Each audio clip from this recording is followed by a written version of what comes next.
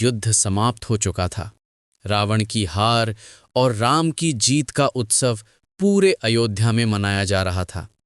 लेकिन ये वो जीत नहीं थी जिसके बाद मन को शांति मिलती है। ये एक खोखली जीत थी जिसके शोर में एक गहरा अनकहा सन्नाटा छिपा हुआ था।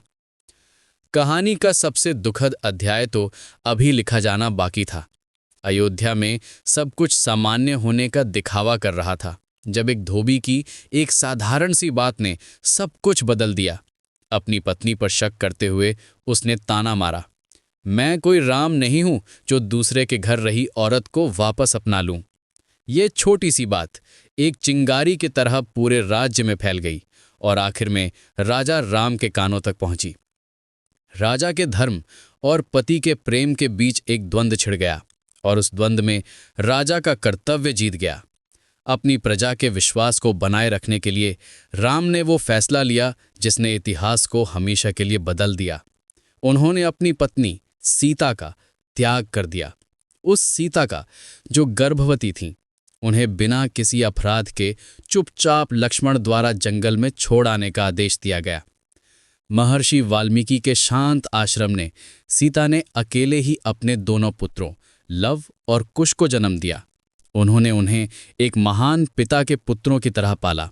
उन्हें धनुर्विद्या सिखाई, शास्त्र सिखाए और उनके पिता की वीरता की कहानियां सुनाई। पर उस कहानी में कहीं भी उनके साथ हुए अन्याय का जिक्र नहीं था। वर्षों बीत गए। जब राजा राम ने अश्वमेध यज्ञ का आयोजन किया तो उनके यज्ञ का घोड़ा लव और कुश ने पकड़ लिया। यहीं पर एक पिता का सामना अनजाने में अपने ही पुत्रों से हुआ। सत्य सामने आने पर राम को अपनी भूल का गहरा एहसास हुआ।